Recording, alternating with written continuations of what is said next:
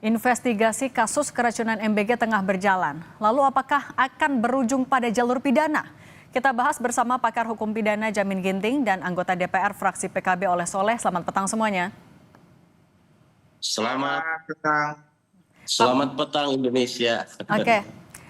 Tim investigasi sudah dibentuk, Polri juga sudah turun tangan, tapi kasus keracunan masih ditemukan. Nah, Kang Oleh, kalau Anda melihatnya, apakah keseriusan dari tim investigasi ini sudah terlihat atau apalagi yang masih harus dilakukan?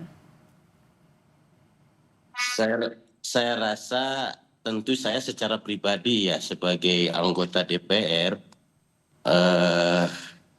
memberikan kepercayaan dan kesempatan seluas-luasnya atas niatan pemerintah yang diinstruksikan oleh Pak Presiden dalam rangka secara bertahap melakukan perbaikan menuju kesempurnaan MBG ini sukses dirasakan oleh semua pihak tanpa ada ekses apapun. Dan tentu kita harus hormati bahwa program ini baru di Indonesia, cakupan jumlah penerima manfaatnya cukup besar, kemudian anggarannya juga cukup sangat besar sekali. Dan tentu ini tidak mudah sebagaimana membalikan tangan, tetapi ini harus terlatih, terdidik juga dalam proses pelaksanaannya itu sendiri. Nah, kita menghormati dan menghargai dari para pihak yang ingin bagaimana agar BGN ini dilaksanakan secara profesional, dan tentunya juga saya juga menghormati pihak-pihak yang ingin ada evaluasi. Namun demikian, tentu ini sekali lagi prosesnya tidak mudah. Kita percayakan dulu kepada pemerintah dalam hal ini bagaimana melakukan evaluasi total, baik itu bagi pelaksana dapur maupun juga bagi pemerintah sebagai VIC dalam pelaksanaan BGN ini. Oke, tapi Kang Oleh, Anda melihat urgensi untuk segera dibawa ke ranah pidana juga nggak untuk tim investigasi yang sedang berjalan? Saya rasa tim investigasi lebih memahami bagaimana kasus per kasus ini kan tentu berbeda. Ada sebuah kelalaian, ada unsur kesengajaan. Nah, ini juga case-nya akan berbeda. Tim investigasilah yang akan mengukur apakah ini dibawa ke ranah pidana atau tidak. Kita tidak bisa hanya sebuah asumsi ataupun hanya melihat dari narasi-narasi. Oke, kalau gitu kita tanya. Saya yakin tim investigasi akan berdasarkan fakta yang ada. Karena kalau mengklasifikasikan bahwa sesuatu dengan tindak pidana, maka harus ada faktanya. Oke, nah kalau gitu Prof. Jamin, Anda melihat ada urgensi juga agar investigasi yang dilakukan kemudian dibawa ke arah pidana, mengingat kasus dugaan keracunan masih berlangsung. Tapi Prof. Jamin dijawabnya usai jeda, tetap bersama kami di Kompas Petang.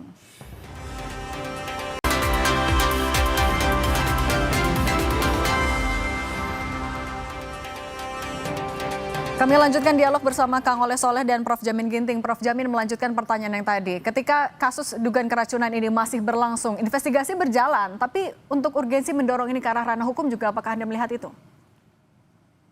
Ya, perlu kita menyadari bahwa investigasi yang dilakukan dalam ranah hukum pidana tidak selalu berakhir pada kasus pidana atau pemenjaraan atau memberikan sanksi pidana. Justru dengan adanya laporan masyarakat yang diduga adanya unsur kelalaian dari penyelenggara ataupun yang melapor ini, justru membuka menjadi terang untuk bisa masuk penyelidik, ya, penyelidik dalam hal ini memeriksa apakah kelalaian itu berasal dari pengawasan yang tidak melaksanakan fungsi pengawasan dengan baik dan benar, apakah dari dapurnya, atau tadi dari orang-orang lain yang sengaja untuk membuat MBG ini menjadi tidak sukses, ya.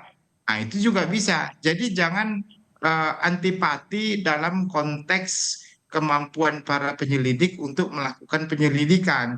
Kalaupun nanti endingnya tidak ditemukan adanya unsur pidana, bisa saja tidak dilanjutkan. Dan ini lebih ke ranah contohnya administratif.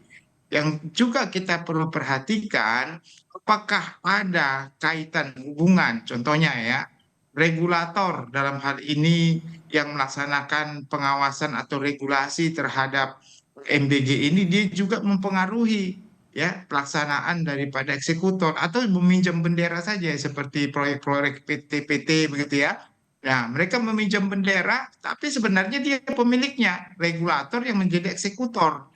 Nah, kalau sampai seperti ini juga bisa diselidiki juga nanti. Jadi terbuka semua. Apakah ini tanpa pengawasan karena ada intervensi dari regulator yang sebagai pemilik eksekutor dapurnya sendiri sehingga pengawasannya jadi lemah.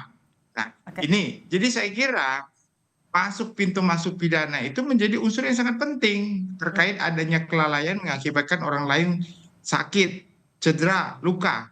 Nah, dan juga ada ketentuan undang-undang lainnya yang kita lihat tadi sudah disebutkan ada Undang-Undang Perlindungan Konsumen itu pasal 8 ayat 1 dan pasal 62 itu juga bisa diterapkan pada pelaku yang dengan sengaja tidak memberikan atau memproduksi eh, konsumsi yang bisa merusak ya orang lain gitu. Jadi itu saya kira kita harus terbuka kesempatan memberi seluas-luasnya kepada penyelidik untuk membuka ini. Bukan tujuan kita untuk membuat ini jadi gaduh, tetapi untuk memperjelas siapa yang Oke. melakukan ini semua begitu. Oke, misalnya di mana? Nah, kalau dari Kang Oleh, tapi Anda melihat evaluasi ini harusnya dilakukan sampai dapur SPPG saja atau ada sampai level pemangku kebijakan yang juga harus bertanggung jawab?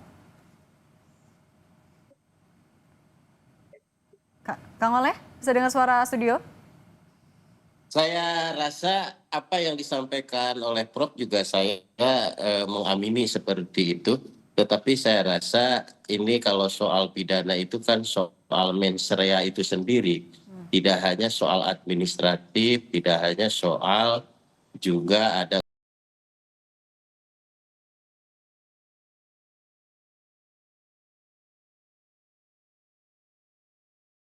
unsur kelalaian. Nah, mens rea-nya seperti apa ini? Kalau misalkan tanpa ada mens rea, kalau hanya sebuah kelalaian, atau mungkin juga karena memang ini program baru, sumber SDM yang sangat lemah, kemudian pelatihan juga tidak ada. Kang Oleh? Oke. Oke, nanti kami lanjutkan Kang Oleh. Kalau gitu Prof Jamin, kalau misalnya tadi ya ada dugaan kelalaian, ada yang SDM-nya kurang, nah itu berarti yang bertanggung jawab sampai level mana? Apakah iya hanya sampai level dapur SPPG atau pengawasnya, pemangku kebijakan juga harus bertanggung jawab?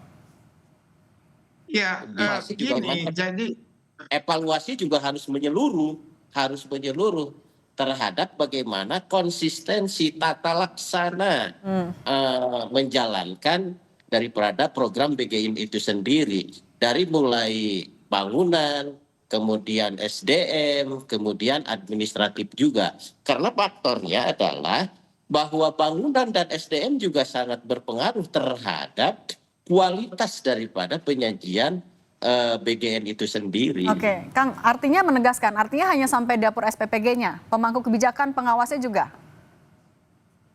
Saya rasa itu kan dilihat kalau misalkan pemangku kebijakan kan dilihat dari sistem administrasi, sistem dari perintah. Karena kalau misalkan kalau saya lihat alur dari pelaksanaan ini kan uang itu ditransfer kepada virtual account, pelaksanaan juga juklak juklisnya juga sudah ada, tinggal pelaksana dapurnya itu sendiri tinggal mengikuti SOP atau tidak. Nah, informasi yang beredar di media bahwa ini adalah biang keroknya. Kalau saya dapat informasinya adalah mereka dapur-dapur tidak mengikuti SOP yang ada. Oke. Jadi intervensi terhadap misalkan pemangku pejabatnya itu kan sudah jelas, SOP-nya sudah jelas, kemudian pelaksana anggarannya juga sudah jelas antara SPPI dengan perwakilan yayasan. Nah, di sini kalau saya melihat alur yang ada, tidak ada intervensi terhadap pelaksanaannya, tetapi memberikan SOP yang ketat gitu. Nah, Kang Oleh, kalau misalnya perlu evaluasi menyeluruh di tata laksananya, artinya apakah perlu dihentikan dulu saja MBG sambil investigasi itu berjalan? Saya rasa perlu diklaster ya. Tidak mungkin misalkan yang sudah berjalan ribuan lalu diberhentikan, tidak adil juga kan seperti itu. Dan tentunya kalau melihat media-media sosial, ternyata anak-anak pelajar yang ada di pedalaman, yang ada di perbatasan, yang ada di kampung-kampung, yang mereka menemukan daging, menemukan telur ini kadang-kadang sebulan sekali, kadang-kadang setahun sekali, ternyata mereka juga sangat berharap. Kalaulah misalkan diberhentikan secara total, rasa-rasanya ini tidak bijak. Oke. Harus klaster saja yang melakukan sebuah kelalaian ataupun kesalahan. Oke, kalau gitu Prof Jamin, investigasinya harus seperti apa ya agar program ini kalau misalnya sudah ada anggaran diturunkan ya bisa berjalan sesuai visi, kemudian juga publik yang menerima sebagai penerima manfaat yang lebih tenang. Ya, jadi begini, polisi atau penyelidik bisa melakukan pelaporan model A dari adanya media yang menyampaikan adanya keracunan makanan ini yang mengakibatkan kelalaian luka. Nah, jadi dengan inisiatif kepolisian ini, maka dibuatlah laporan model A namanya. Dilakukan penyelidikan. Berangkat dari mana penyelidikan? Berangkat dari dapur. Dari dapur, maka diselidikilah standarisasi dapur, keuangan dapur, afiliasi dapur dengan siapa saja.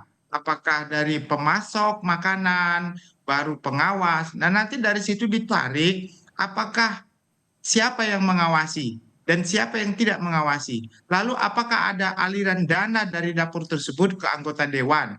Adakah aliran dana tersebut ke regulator?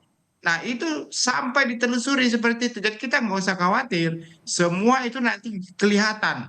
Ternyata kalau nanti hasil penyelidikan ditemukan ada aliran dana yang tidak sewajarnya, atau ada pemasok yang berafiliasi dengan para pejabat tertentu, kita tarik ke ranah tipikor. Nah, jadi semua untuk memperbaiki proses hukum sehingga nanti MBG ini berjalan dengan lancar. Tidak lagi, jangan sampai nanti MBG ini menjadi proyek baru yang untuk memperkaya diri para pejabat. Nah, itu yang harus kita perhatikan. Oke. Jadi inilah berangkatnya. Jadi jangan khawatir mengenai hal ini. Gitu. Oke, baik. Kalau gitu Prof Jamin Ginting, Kang Oleh Soleh, terima kasih sudah berbagi bersama kami. Semoga sehat selalu. Yo, Terima makasih.